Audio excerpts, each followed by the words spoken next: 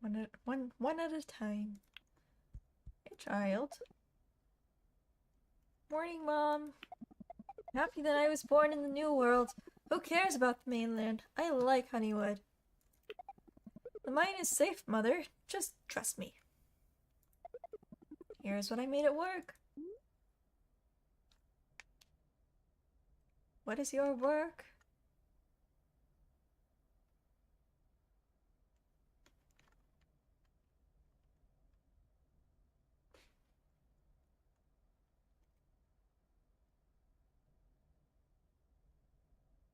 Hmm?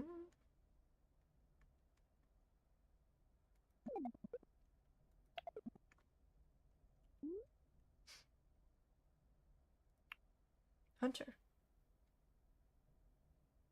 Huh. Okay. I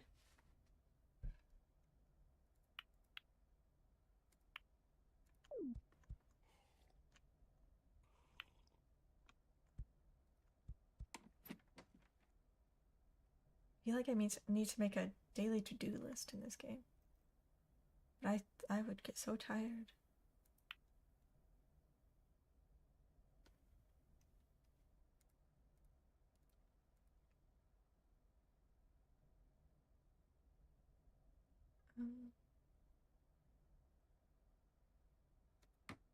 Do you want some algae? I can't sell the algae. Not even to my child. Ridiculous.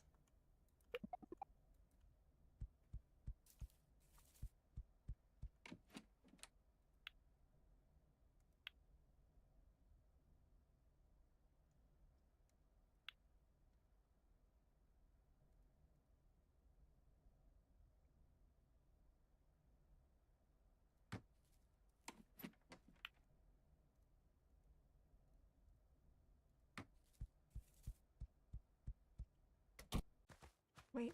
What's downstairs? I forgot. Cellar storage. Which is just smaller storage. Okay.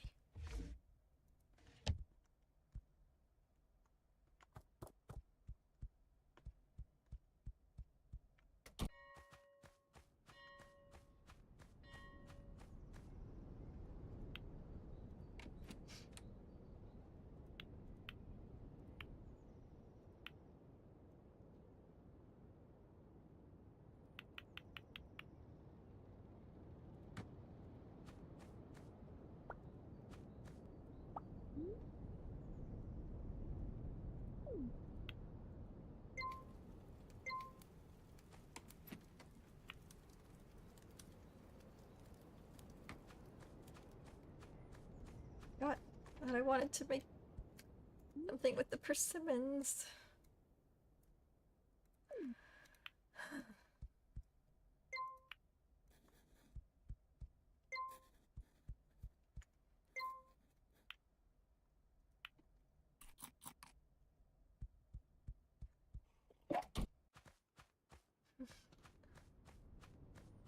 Okay.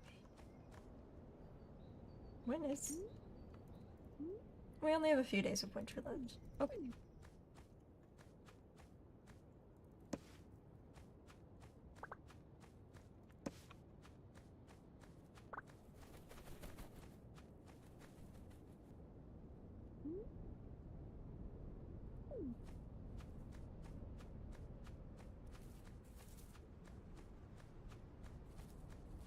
Yeah, we'll go look for chestnuts in the forest. And then go to the mine. Oh, wait. You're not a chestnut. You're a walnut.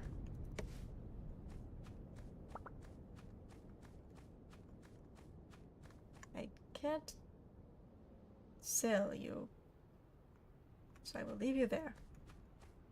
Nice and cozy.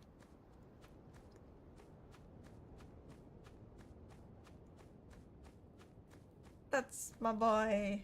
Ah!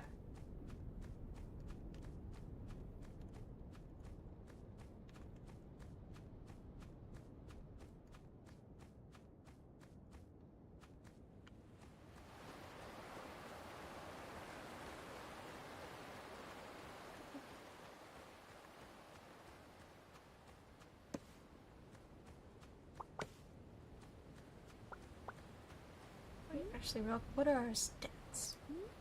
That is not our stats. I live at my farmstead. What? Sorry. There we go. Foraging. Oh, getting pretty high.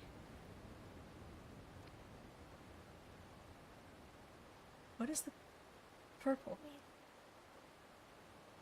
Social, almost 100%. Or the 10. Yeah. Almost to 10. Fishing. Almost to 7. Cooking solo.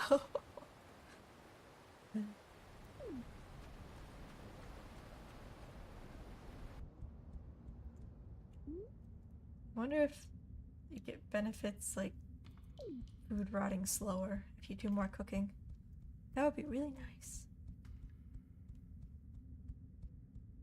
But it's probably just higher quality meals, which is also good. Yes.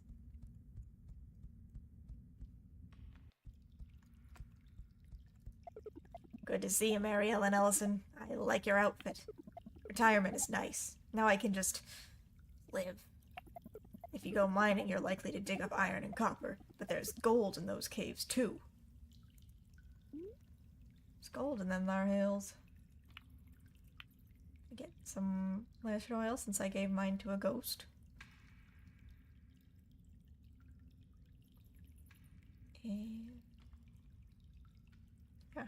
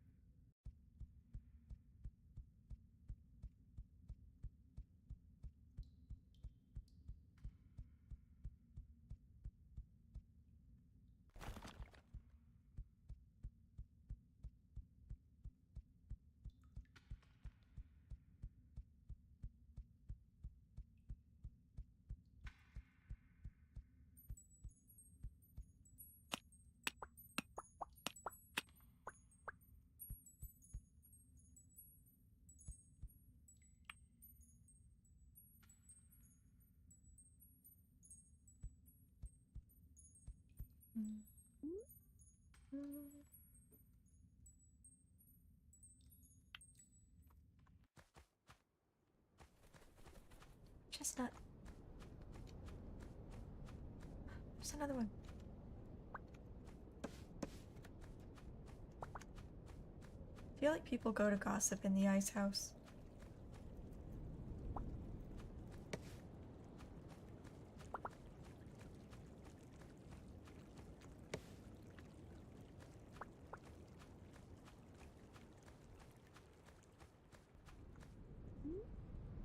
Should eat something, some pickled fish.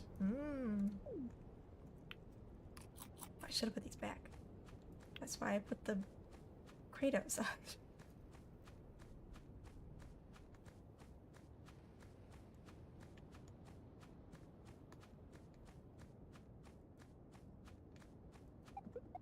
Mary Ellen, I was hoping I'd see you today. You should learn how to make tomato soup if you haven't already. It's delicious. I was craving tomato soup earlier today. It's good stuff. It's nice that Honeywood doesn't have too many troublemakers. All we need is one. Me. I'm more than enough. Oh, she can't fish anymore. That's sad. You want 9 persimmons for crab cakes and potted fern. Okay. You want paha bread, square hay bale. No.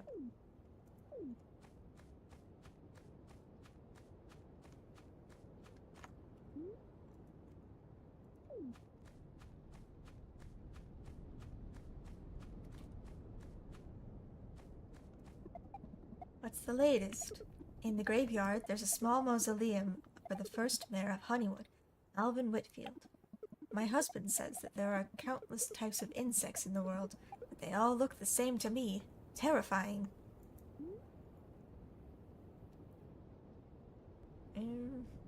Oh, journey cakes. Whoops. I guess I could have taken that quest. Oh well.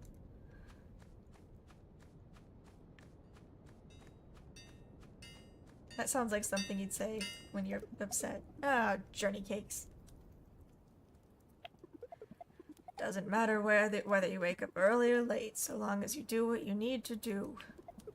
Finally eggnog season. Now where can I find some sugar? Was that a pickup line? Or...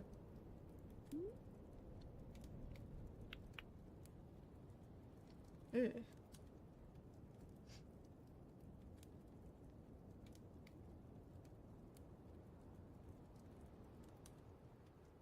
This lantern really looks like a sprinkler. Makes me sad. Sturdy lantern that uses oil more efficiently, so you can walk in the dark more often. Ooh. Okay. Now I'll sell this lantern.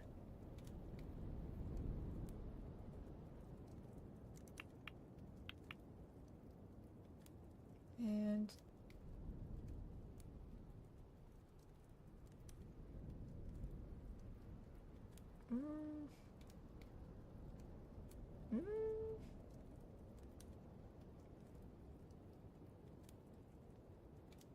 You can have the rose cake.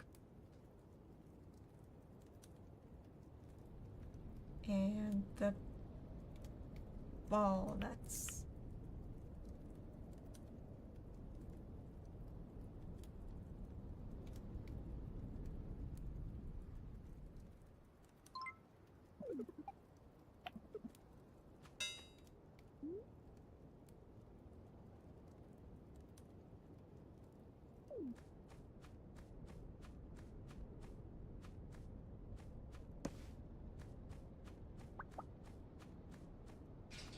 Some persimmons from the graveyard. Yum yum.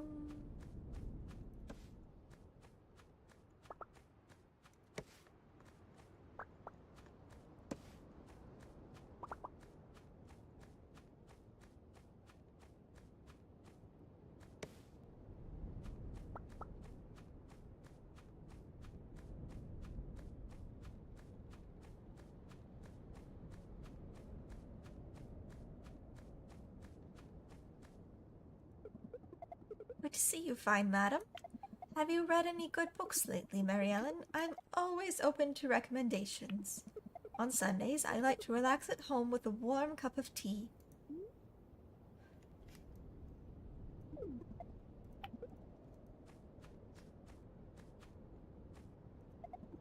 Oh, Mary Ellen Ellison, do I ever have some gossip to share with you? If you are resourceful, you can make food with basic ingredients found around town. Even plantains. Agnes, that's not gossip. Oh, I heard through the grapevine that Willie Odell didn't do too well in school. Bit of a shame, really, because he's a jolly good person besides that.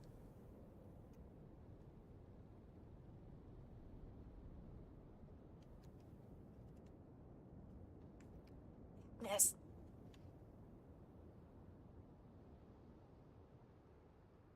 I can't remember who that is right now.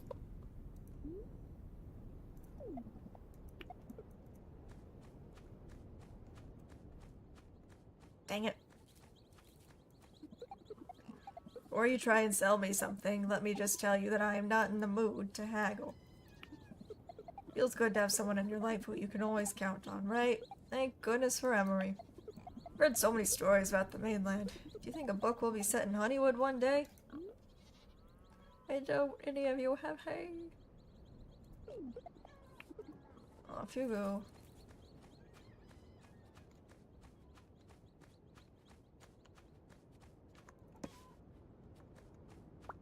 I guess... I mean, they should be able to last until spring. My animals. The poor suffering animals. Hey, Muriel and Ellison, got anything fun to share? You know I've always got something fun to share. If you ever find yourself in a pickle, just let me know, alright? I'd never abandon a friend. If you're hungry, just whip up a salad.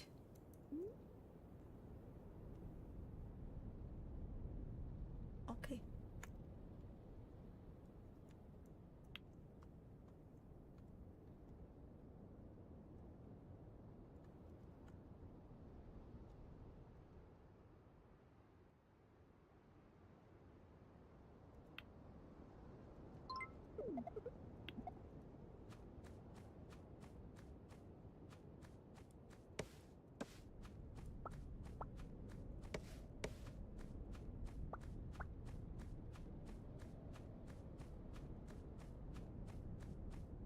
Did he just vanish? What the heck?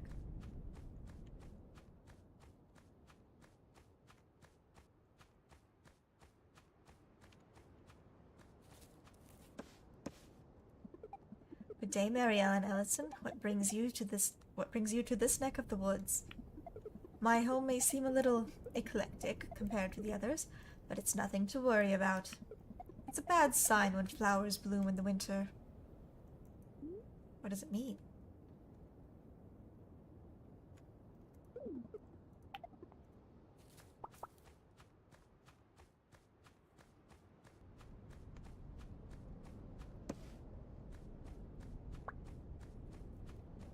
You can't just say something's a bad sign and not elaborate. It's a bad sign when there are clouds in the sky. It's a bad sign when people wear shoes.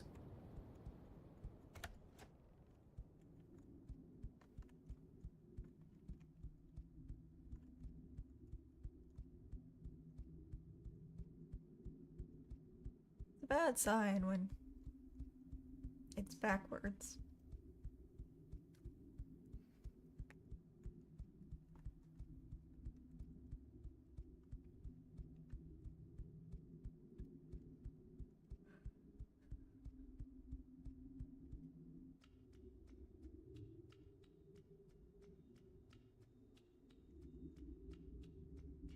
Ghosts have anything? Yes, they do. Temperance!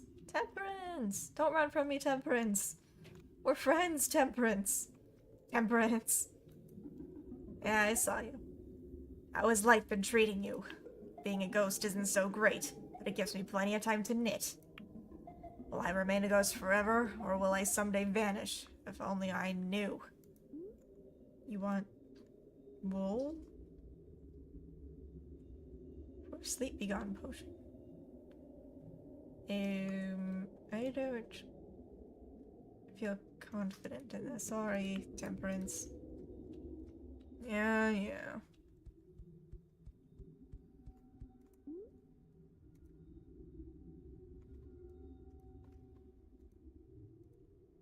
I know I need that persimmon for a quest, but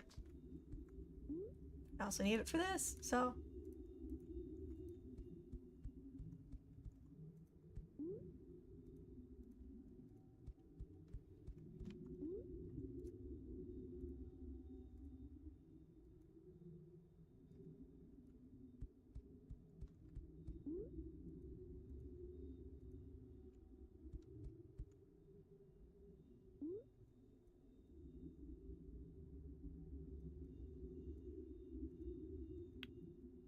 Maybe I should try to do more cooking. I wish that I could cook with things that were in my extended inventory. It would be so much easier.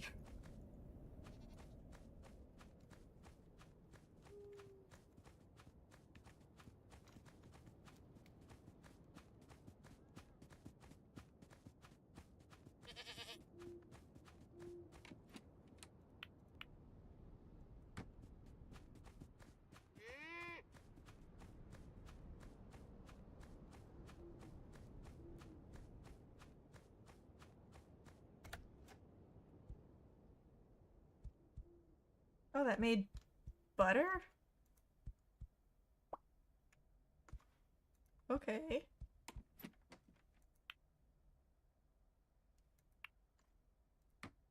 Oh, it's a butter churn. Why would I'm not as dumb as I seem.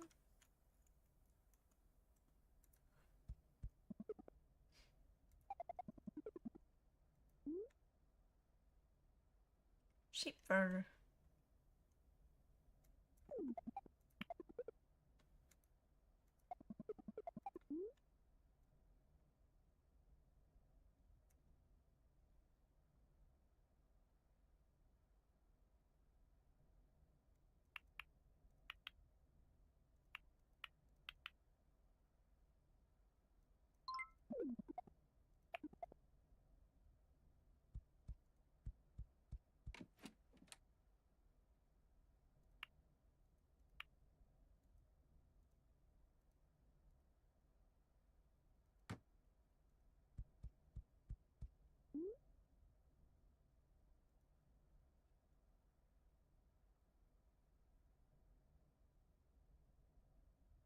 Or maybe I should wait until spring to try cooking.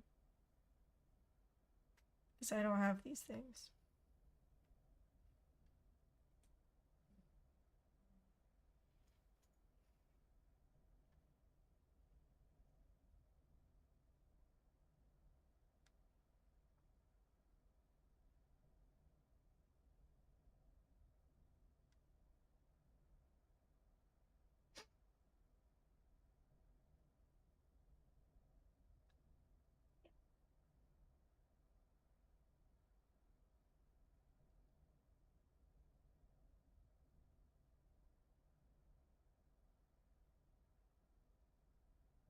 Squash pasta.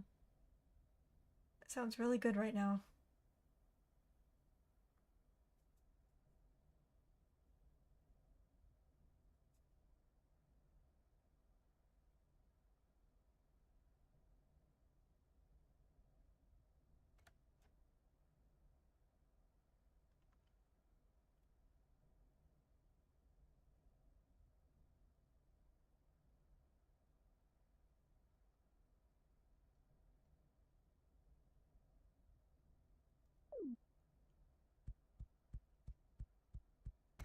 Okay, so if I'm gonna be cooking in the spring, I should focus, again, on the large icebox.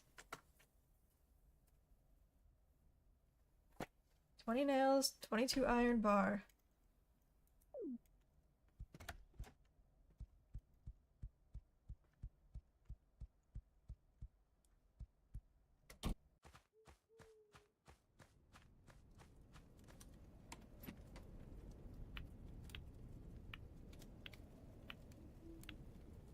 $11,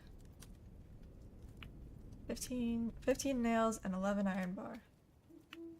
Okay, we're getting there.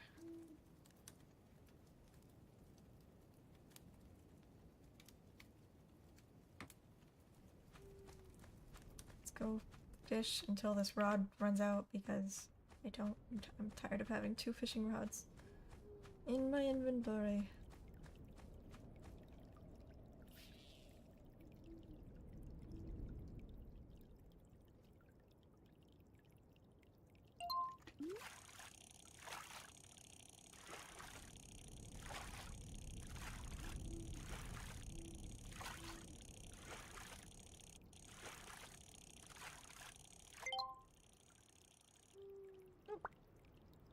Catfish. Nice.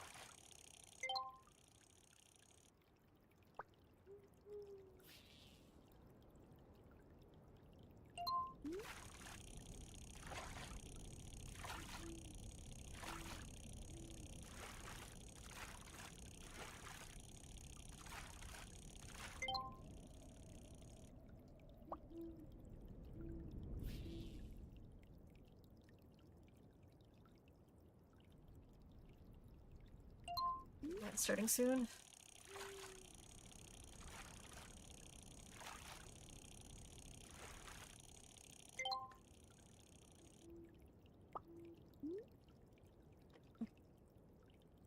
So it's book 10.